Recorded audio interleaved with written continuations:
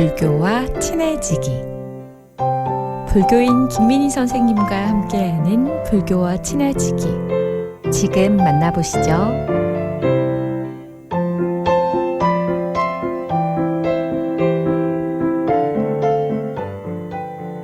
안녕하세요. 오늘은 불교의 사물, 범종, 법고, 모고, 운판에 대한 설명입니다.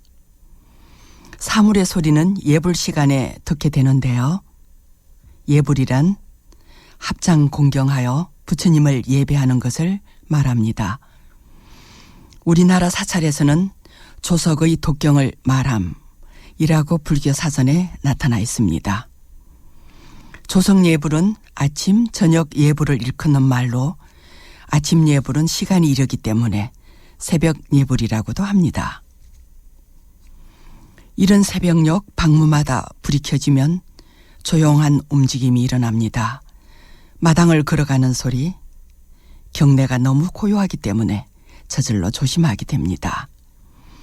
먼저 준비한 스님은 법당 가운데 문 밖에서 목탁을 치는데요. 아주 작은 소리에서 점점 소리가 커지고 작아지고를 반복한 후에 도량을 골고루 돌면서 염송합니다. 그런 연후에 범종 소리에서 법고, 모고, 운판의 소리를 끝으로 법당의 정성이 시작됩니다. 예불에 참석하는 어른 스님과 대중일동은 소리 없는 발걸음으로 법당의 문을 열고 들어갑니다. 거룩한 부처님 전에 절하고 조용히 앉아 경내에 울려 퍼지는 사물의 울림과 함께 합니다. 이 사물이 전하는 소리 안에서 들이쉬고 내쉬는 호흡에 집중합니다. 여럿이 모여 있으나 고요하여 서로 다름을 알지 못합니다. 사찰의 아름다움은 가장 자연스러움이라 생각합니다. 거슬림이 없는 그대로의 일입니다.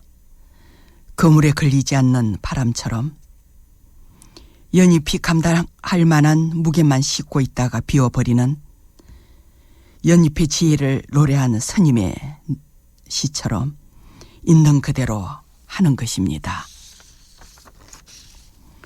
마당을 설기 울리게 나선 스님의 뒷걸음에 자신의 발자국을 만들지 않는 것처럼 마당 가득한 물결이 해인산매를 이루고 부지런히 설고 닦으라는 고금의 가르침을 드러냅니다.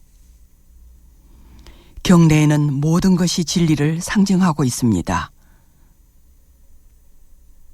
불교의 사물인 범종, 법고, 모고와 운판을 알아보겠습니다. 이들이 내는 소리는 울림으로 두루 퍼져 나가는데요. 소리를 내는 네 가지 불교의 사물인 범종, 법고, 모고, 운판. 큰 사찰에서는 새벽과 저녁 예불 시에 사물의 소리를 듣기 위하여 종각루에 모이기도 합니다. 먼저 대종은 조석 예불에 사용되고요. 종소리로 대중을 모으고 때를 알리기도 합니다. 범종이라고도 하죠.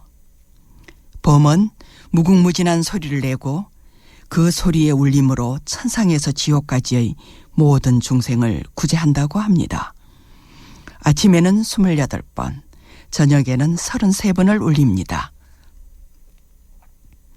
28번은 욕계 6천, 색계 18천, 무색계 4천으로 욕계, 색계, 무색계를 합한 3계 28천을 의미하고요. 33번을 치는 것은 욕계 6천 중의 두 번째 수미산의 정상 제석천이 계신 곳인데요. 사방의 봉우리마다 8천이 있어 제석천과 함께 33천이 됩니다. 바로 이곳까지 울리게 하는 것입니다. 제석천은 불교에서 불법을 지키는 수호신으로 수용한 것인데요. 수미산 중턱에서 사천왕을 거느리고 불법과 불제자를 보호하고 있습니다. 다음은 법고입니다. 북을 두드려내는 소리를 말합니다. 법고는 아침 저녁 예불 때 북의 소리로 축생을 제도합니다. 두 개의 막대기로 큰 북면 전체를 사용하며 마음 심자를 그려냅니다. 법고. 북소리의 울림으로 세간의 법을 전하는 것입니다. 듣는 이의 마음을 평쾌하며 고요한 마음에서 지혜가 저절로 정장하고 정진의 힘이 쑥쑥 자라나기를 기원하는 것이지요. 다음은 모거입니다. 나무로 된 물고기의 모양을 하고 있습니다. 그 속을 비워 두드릴 때 나는 소리입니다. 둔탁한 듯 툭툭 하는데요. 모거에서 나오는 소리는 수종중생을 제도합니다. 모거의 모양이 바로 물고기이거든요. 사찰의 외벽에 그려진 벽화에서 모거의 요래를 볼 수 있는데요. 물고기 등의 나무가 솟아나 있는 그림입니다. 전생의 인과가 설명되고 있는데요. 오래된 중국 불교 이야기입니다. 어느 고성 아래 많은 제자들이 가르침을 받기 위해 모여들었는데요. 한 제자가 공부에 전념하지 않고 부처님 또는 스승을 비방하는 등 바르지 못한 생활로 병으로 죽게 됩니다. 죽은 후 물고기가 되었는데요. 등에 나무가 솟아있어 자유롭지 못한 고통의 나날을 보내고 있었습니다.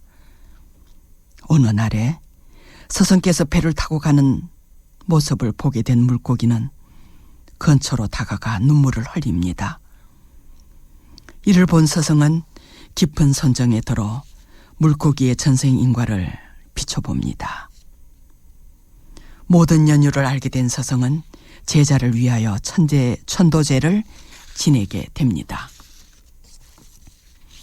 그날 밤 스승의 꿈에 나타난 제자는 물고기의 몸을 벗어났음을 알리고 큰 절을 합니다. 다음 날 아침 절마당에는 물고기 등에 솟아난 나무가 놓여 있는 겁니다. 스승은 이 나무로 물고기의 모양의 모그를 만들어 매달아 놓고요. 신구의 삼업으로 짓는 죄악의 인가를 깨달아 알게 하였습니다. 물고기는 밤낮으로 눈을 감지 않습니다. 이에 수행자는 졸지 말고 부지런히 정진하라는 것이지요. 모구가 점점 변하여 용머리, 여의주를 물고 있기도 합니다. 법당의 의식에 사용되는 목탁이 되기도 하였습니다. 목탁도 물고기 모양입니다. 네 번째는 운판입니다. 구름 모양을 한 청동, 철로 만든 얇은 판인데요. 운판의 소리는 공중을 날아다니는 중생제도에 이용됩니다. 날아다니는 중생은 흑공의 흔적이 없지요. 이러한 흑공 중생을 제도하는 운판까지 사찰에서 만나게 되는 불교 사물의 소리에 대하여 간단히 알아보았습니다. 마음을 올려주는 소리, 중생을 제도하는 사물의 소리, 모두가 우리와 함께하는 소리입니다. 감사합니다.